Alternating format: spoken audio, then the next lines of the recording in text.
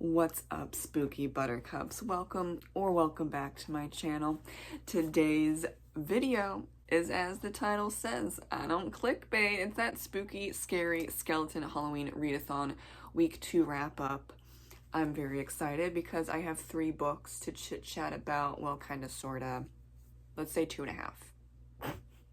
I don't know. I'm not going to get too deep into A Clockwork Orange. I'll just mention some stuff. But the other 2 we can chit chat about. I don't have that many announcements or shout outs this week, though that's to be expected because, like, we're already, like, you know, getting halfway through the month. But I would like to shout out Emily from Dark Violet Dreams for joining in and send good vibes to her pup, everyone. We're glad to have Emily joining no matter what. Thank you so much for everyone participating and for the co-host. We're doing a fantastic job, y'all. Yes, we are. We are. And I just want to remind everyone, it's go at your own pace, and if you don't get all 8 books, it's totally okay. You don't have to keep up with me. I kind of don't have a life. I'm kidding. I do have a life.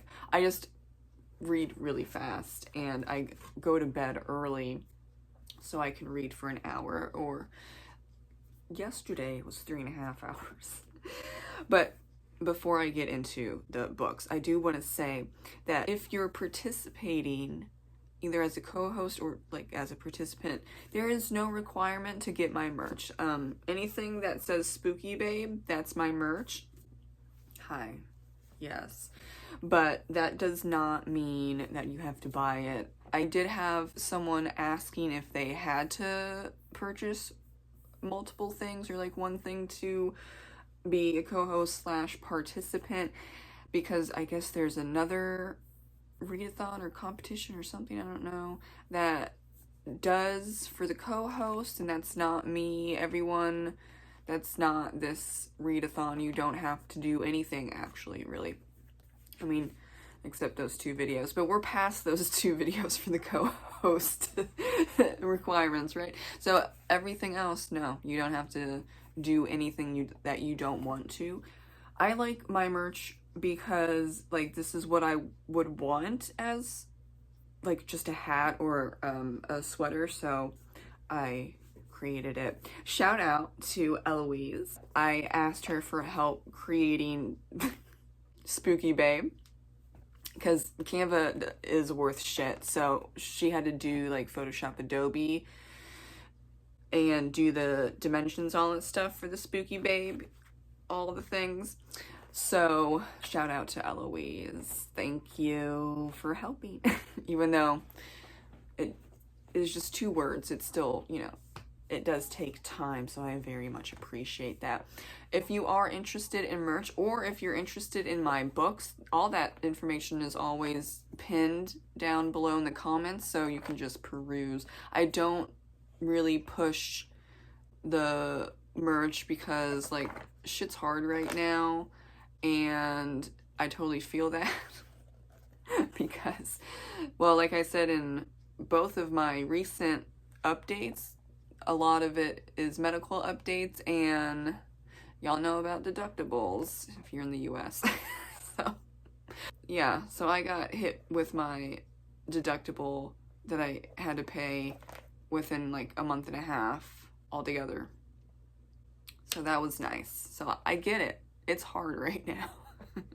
But yeah, not required to get merch to be a co-host or participate. Just wanted to put that out there, even though we're in week 2. I don't want any confusion or pressure. So getting into the book that I finished, this is Red Dragon by Thomas Harris, and this fulfills the read a book about a serial killer.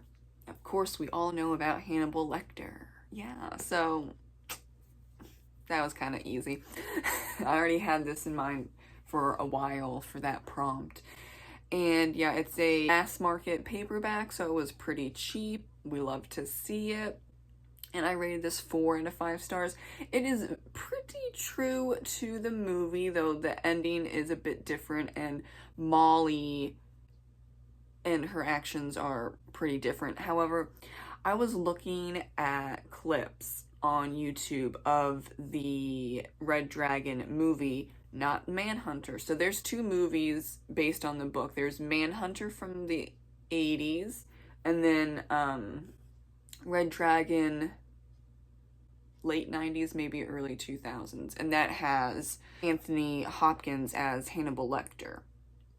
So two different movies based on the book, and I haven't watched the 80s movie, and I don't really know if I want to, because like I've already watched Red Dragon, the Red Dragon version with Anthony Hopkins a couple times, and then I just read the book. It's like, do we really need to watch Manhunter, even though it came first and a lot of people appreciate it? No, I'm not going to. Okay, give me a break.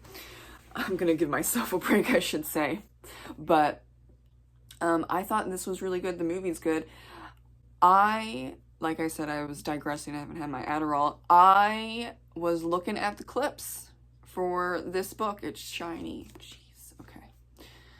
I need to finish this damn sentence. I was looking on YouTube, and then people were saying, and it wasn't just one person, but it was a couple people saying, oh, the ending to the book versus the movie is really different. And then so I expanded the you know, comment replies, you know, you see that on YouTube comment section, and there were a couple people, not the same people, that were saying that Molly left him because he's an alcoholic. Where do you all come up with this shit? Seriously, like, that's why you can't trust anyone. Because that's not in the book, and that's not in the movie either. So, okay, like, it just doesn't make any sense. Don't listen to people on the internet. I mean, that's pretty clear, isn't it, at this point? But I don't understand why people will just make up shit when it's not, like, it's not even close. Like, and people will read the book and then it's not there. It's not there. It's not there. So I didn't spoil anything, by the way, about Molly leaving the main character, who, like, you know, Molly's his girlfriend or whatever, because it's not accurate whatsoever. So it's okay. No spoilers for me. I'll probably do a quick non-spoilery review of Red Dragon just because it's great. I think the writing is straightforward and I appreciate that. No flowery language in this book. I did give it 4 stars because there's like this whole middle section with Dollarhide, and it's like, okay, I get it, but then I also am like, this goes on for a while. For a while. And honestly, he wouldn't have done what he did at the end. Like, he kind of sort of falls in love. I guess that is a spoiler, but like, he doesn't, but he does. So if you count him as a sociopath, which I think most people would say Dollarhide is a sociopath, not a psychopath, then they do feel things. So that's not like out of the realm of possibility, but it's not like, yeah, I don't know. So that's why I gave it 4 stars instead of 5. I will probably talk to my mom about that, because I know that sociopaths, very simply put, I'm just saying, very simply put, they are made and psychopaths are born, okay? So you do have sociopaths that do feel feelings and do care about like something, you know, like whether it's their dog or like their mom or something. Like they're capable of doing that. You do get backstory on Dollarhide, but like, does it really match up? Like, is it accurate? I can't really say. And I don't think my mom read or watched Red Dragon, so this might be an interesting conversation of asking, but we'll see. I'll do the best I can, and then she'll just diagnose a character. It's whatever. I don't know why, but all of the books, I'm just gonna randomly hold these up. All of these books are red and orange. Don't ask me why. It's week 2. I am just trying to read through the shorter books, which I've basically done now. I have like kind of sort of chunky monkeys for horror books. Let's just go into A Clockwork Orange. This fulfills read a book with an orange cover or orange in the title.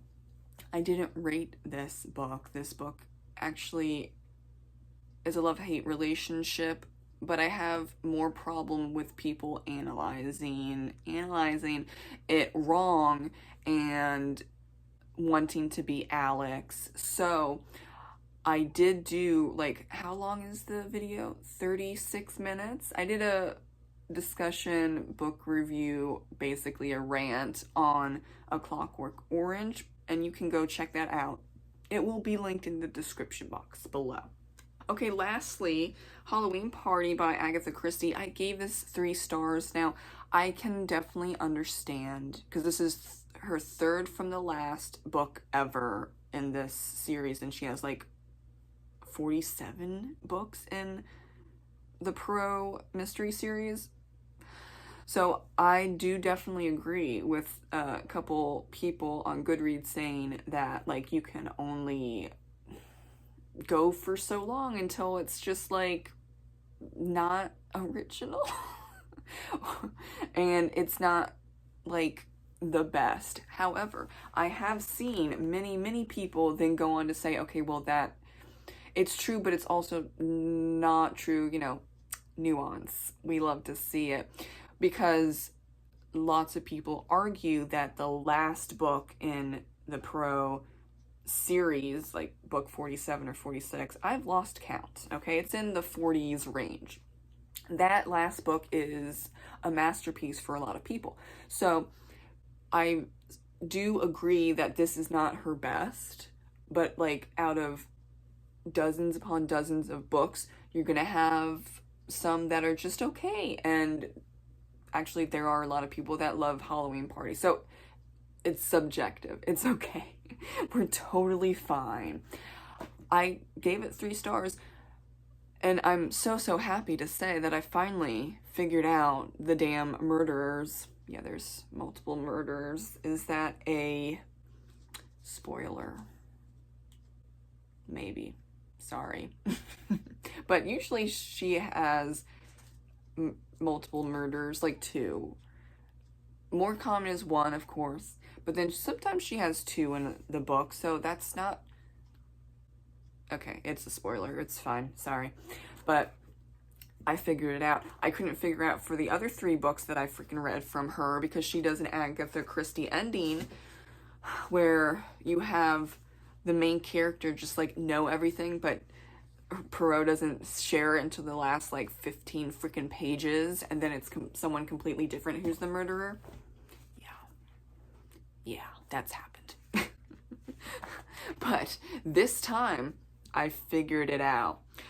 Oh, I forgot to say, this fulfills the read a book about Halloween or a book set during October, if you didn't already notice. Halloween Party. Okay. Now, I know Nim is currently reading, if not already done with Halloween Party, and she kind of agrees. It's like, it's okay. It's like average.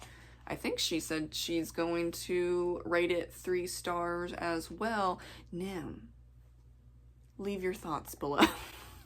I could just Snapchat you and ask, but I'm just being silly willy hot potato and talking through the screen to you. I'm so sorry if that's uncomfortable for anyone. Again, I haven't had my Adderall today. I need to do that. So I think that is about it for week 2. Oh, no. I'm so sorry. Again. Oh, jeez. Am I going to, like, heavily edit this video more so than usual? Probably. Apologies.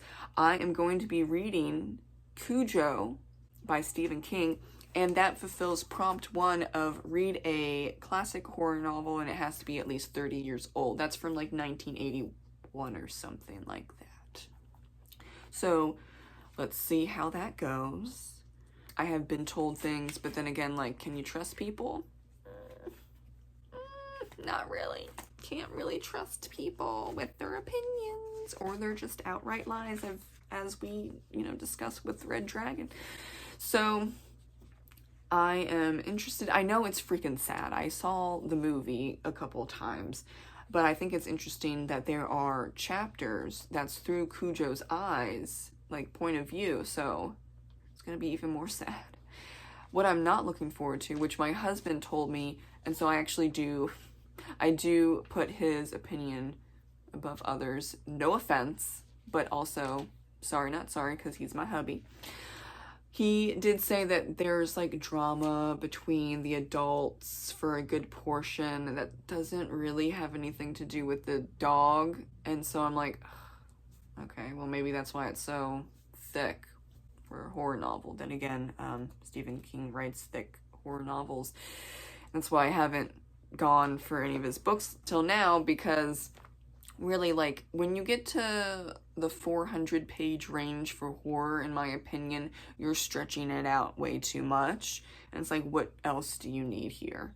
So, it's gonna be my first Stephen King book. It's kind of a thinner book than others, but we'll see. I did say, hey, babe, do you want to have Cujo on your shelf if I DNF this book, or else I'll just drop it off at the little library? And he said, yeah, I'll keep it on my shelf if you don't like it. So it still does have a home. Thank you so much for watching my week 2 wrap up for the Spooky Scary Skeleton Halloween Readathon. I'll see you in the next video. Read, write, do whatever you need to do for self-care, and I'll see you later. Bye.